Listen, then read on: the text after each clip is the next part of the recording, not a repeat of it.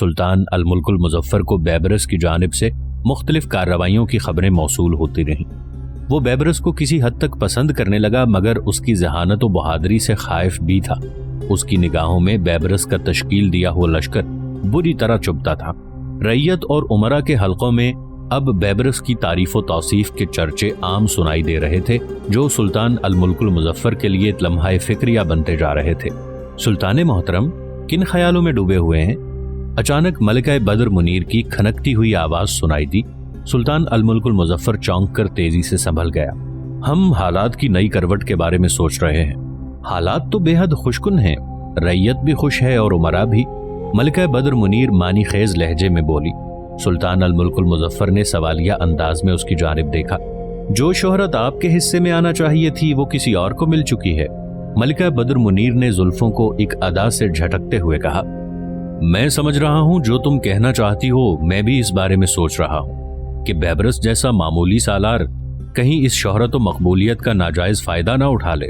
सुल्तान अल-मुल्क अल-मुज़फ़्फ़र ने जवाब दिया, आप उसे किसी जुर्म की पादाश में सजा देने के बारे में सोच रहे थे। इस जुर्म की नौइयत इतनी अहम नहीं। अगर मौजूदा सूरत हाल में ऐसा कोई कदम उठाया गया तो उमरा का हल्का मुखालफत पर उतर आएगा। सुल्तान अल-मुल्क अल-मुज़फ़्फ़र ने नफी में सर झटका। ये कोई मुश्किल काम नहीं। मलिका बद्र मुनीर का लहजा पुरअसरार हो गया। क्या मतलब? आप बिलादे शर्किया और शाम रवाना हो रहे हैं। वहां तो आपको रोकने वाला कोई नहीं। खास खादमीन का इस्तेमाल कीजिए और बैबरस को राह से हटा दीजिए। बाद में कह दीजिएगा कि दुश्मनों से झड़प में बैबरस मारा गया। कुछ दिन रंजो गम का मुजाहिरा कीजिए, फिर सब कुछ ठीक हो जाएगा। मेरे साथ ममलूक उमरा भी मौजूद होंगे। उन्हें मालूम हो गया तो सुल्तान मोहतरम खदशात को दिल से निकाल दीजिए और इस ज़िम्न में गौर कीजिए कि अगर बैबरस बिलादे शर्किया और शाम को अपने तसर्रुफ में लेकर खुद मुख्तारी का ऐलान कर दे तो आप क्या कर सकते हैं? फिर उसके कदम बिलादे मिस्र की जानिब उठ सकते हैं। आपको याद रखना चाहिए कि आपने खुद ऐसे लोगों को उसके साथ किया है जो दिल में आपसे बुग़्ज़ रखते हैं और सरकशी इख्तियार करने में जरा नहीं चूकते। मेरा ख्याल था तातारी यलगार में उन सब का सफाया हो जाएगा, मगर नतीजा इसके बरक्स निकला। सुल्तान मोहतरम को अपने इख्तियारात के तहफ़्फ़ुज़ का पूरा हक है। इससे पहले कि कोई आपके इक़्तिदार पर नक़ब लगाए, उसका नामो निशान मिटा देना ही उमूर जहांबानी का पहला कायदा है। मुमकिन है बैबरस ऐसा ना हो, ये सब शैतानी वसवसे हों।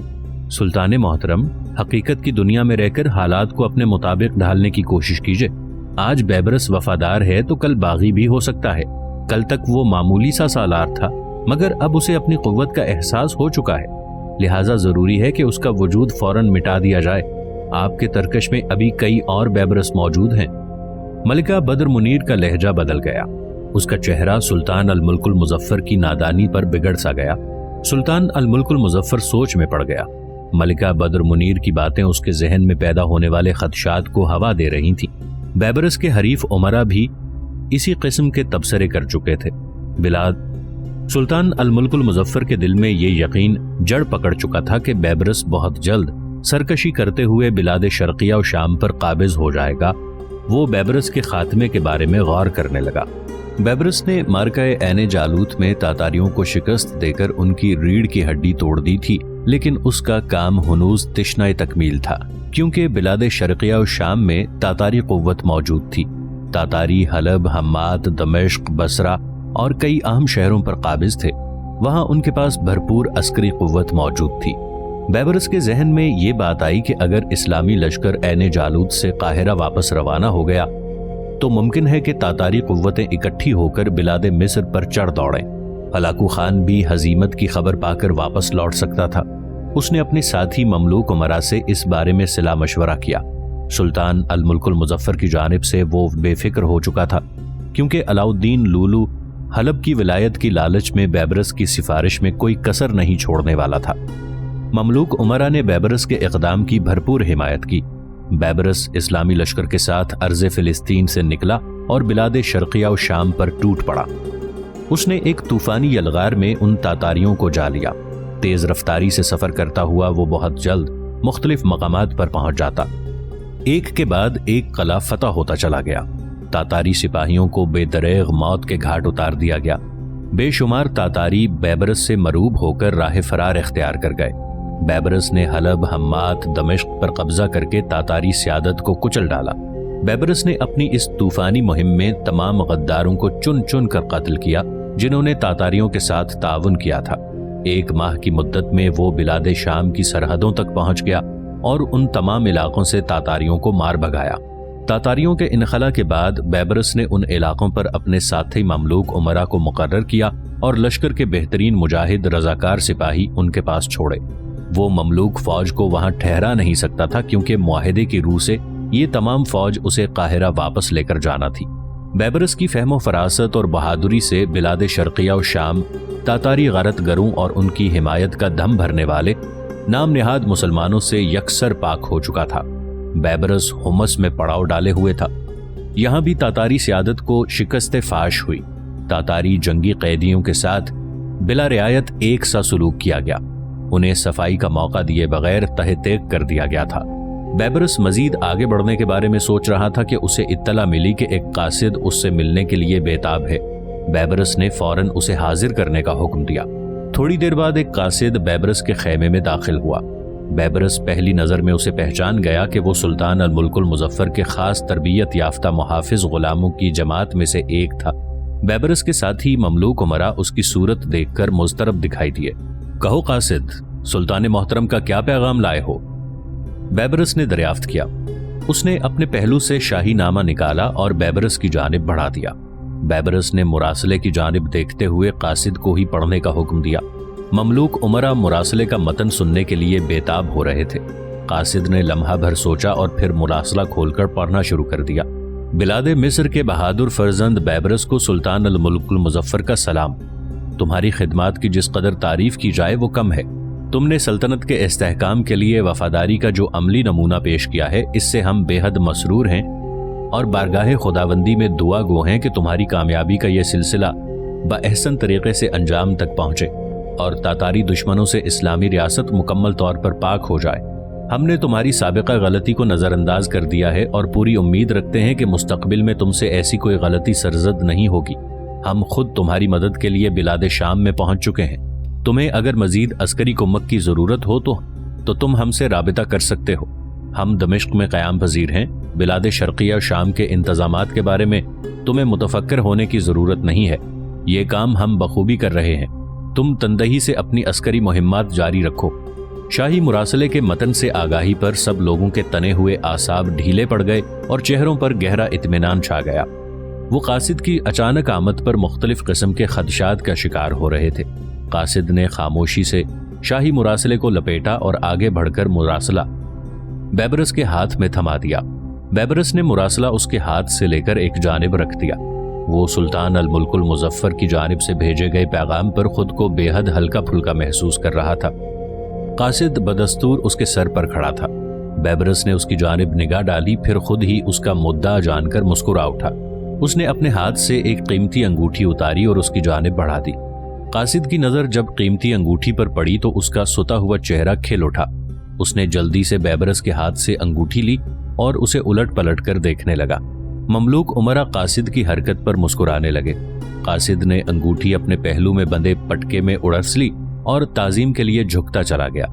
بیبرس نے ہاتھ کے اشارے سے اسے منع کرنا چاہا۔ دوسرے ہی لمحے سب لوگوں کے منہ تعجب سے کھلے رہ گئے۔ قاصد نے اٹھتے ہوئے کمال سرت سے ایک لمبے پھل والا خنجر بیبرس کے جسم میں اتار دیا۔ بیبرس اس غیر متوقع حملے کے لیے بالکل تیار نہیں تھا۔ وہ خنجر کے وار سے گھائل ہو کر زمین پر گرتا چلا گیا۔ دوسری جانب مطیع الدین تعجب بھری نگاہوں سے نوجوان کا چہرہ دیکھ رہا تھا جو اس کے پہلو میں خاموشی سے کھڑا اسے تک رہا تھا۔ مطیع الدین نے اس کے خد و خال سے اندازہ لگایا کہ وہ یقیناً خوارزمی باشندہ ہے۔ مطیع الدین نے اپنی متغیر حالت سنبھالتے ہوئے سوال کیا، تمہیں یہ اندازہ کیوں ہوا کہ میں یہاں کسی کے گھر کی تلاشی میں ہوں؟ تمہارے چہرے سے چھلکتی ہوئی بےتابی اس بات کی عکاس ہے کہ تم ضرور اس پرانے مکان کے مکینوں کے بارے میں کچھ جاننا چاہتے ہو، ورنہ تم یوں اس مکان کے گرد چکر کاٹتے دکھائی نہ دیتے۔ نوجوان دھیرے سے مسکرا کر بولا۔ مطیع الدین سمجھ گیا کہ وہ جب مکان کے گرد گھوم پھر رہا تھا تو یہ نوجوان کہیں قریب ہی موجود ہوگا۔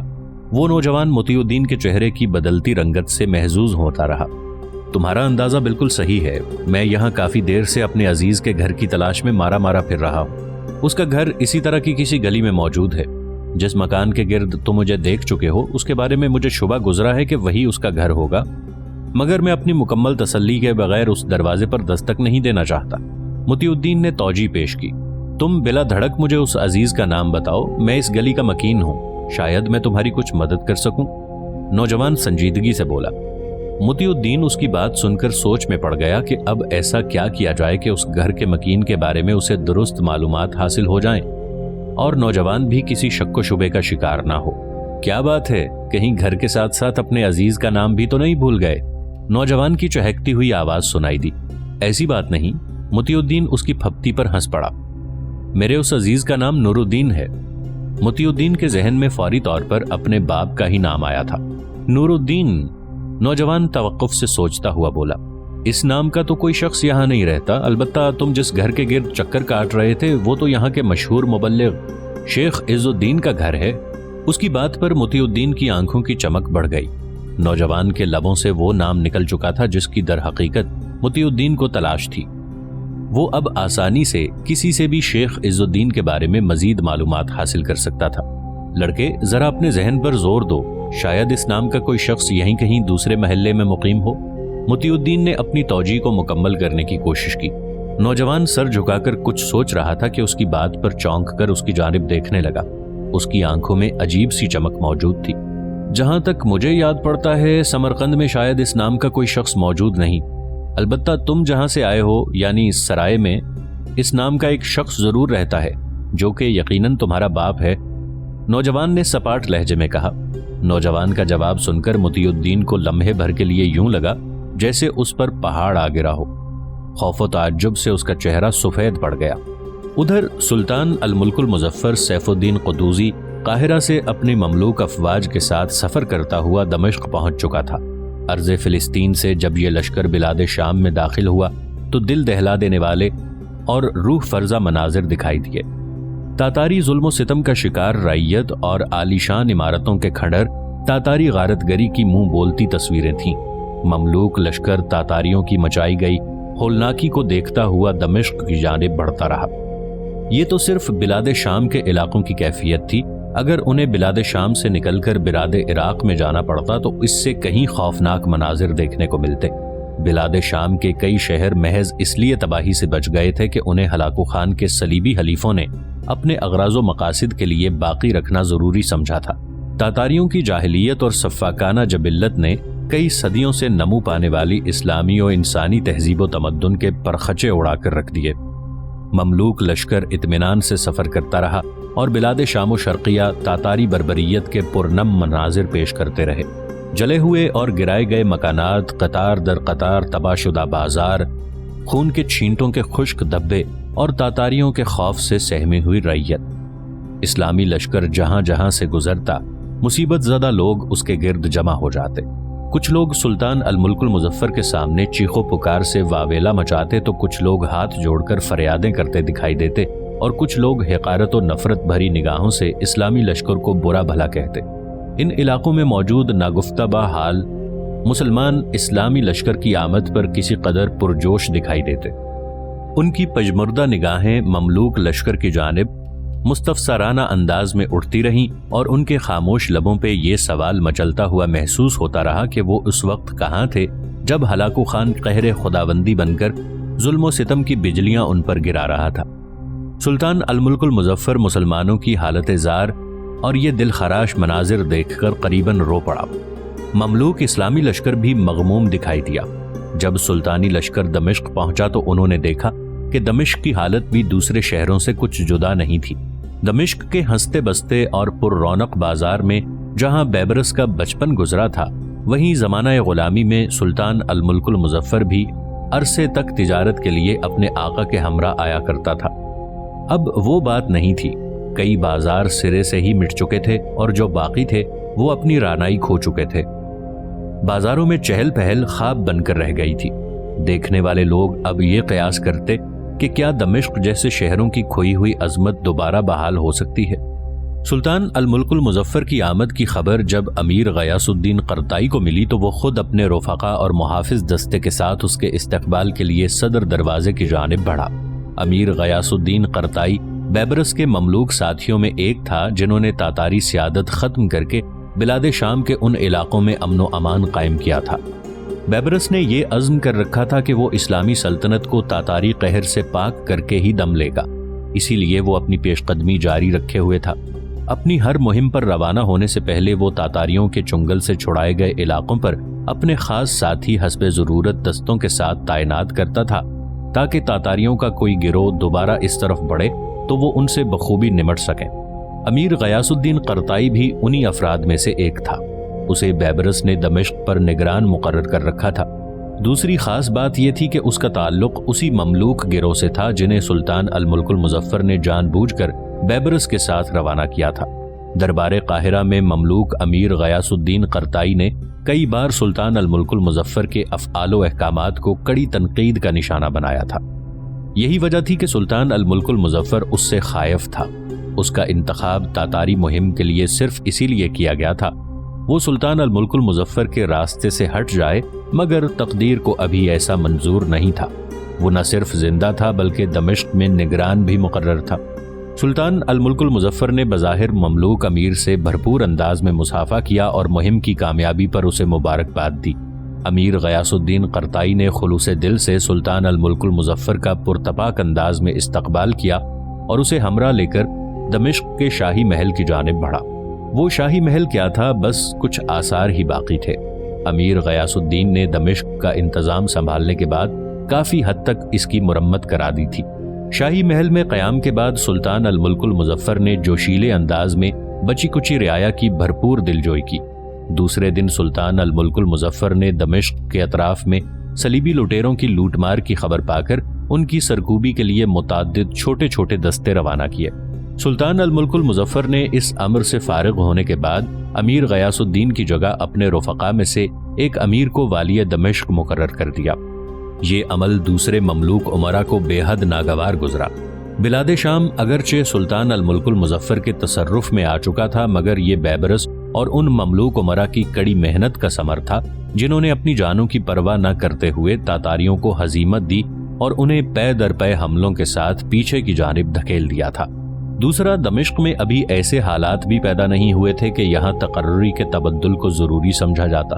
مملوک امراء نے سلطان الملک المظفر کے اس غیر معمولی فیصلے کو گروہ مملوک پر عدم اعتماد سے تعبیر کیا تھا۔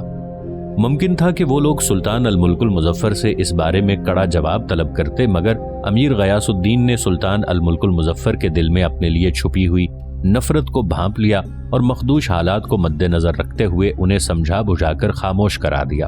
مملوک امیر غیاث الدین قرطائی بخوبی جانتا تھا کہ سلطان الملک المظفر کو دمشق میں اس کا وجود ایک آنکھ نہیں بھایا، مگر حالات کا تقاضا یہی تھا کہ کوئی ایسی صورتحال پیدا نہ ہونی دی جائے جس سے دشمنان اسلام کو یہ تاثر ملے کہ ان کا مضبوط حریف اندرونی انتشار کا شکار ہو چکا ہے۔ کچھ دن بعد خاکستری لبادے میں ملبوس ایک گھڑ سوار شام کے وقت دمشق میں داخل ہوا۔ اس کا مٹی سے اٹا ہوا لباس اس بات کے غماز تھا کہ وہ لمبی مسافت طے کر کے آیا ہے۔ سلطان الملک المظفر کے دمشق میں قیام کے بعد گھڑ سواروں کی آمد و رفت اس قدر بڑھ چکی تھی کہ بے وقت کسی کی آمد یا روانگی پر عام لوگوں کو کوئی حیرت نہیں ہوئی۔ وہ گھڑ سوار اطمینان سے چلتا ہوا ایک سرائے کی جانب بڑھ گیا۔ گھوڑے کو استبل میں باندھنے کے بعد وہ دھیمے قدموں اندر کی جانب بڑھ گیا۔ وہاں کچھ لوگ قہوہ پینے میں مشغول تھے۔ ان کے لبوں پر حالات حاضرہ کی باتیں تھیں۔ خاکستری لبادے والا شخص اپنے لیے جگہ ڈھونڈ کر بیٹھ گیا۔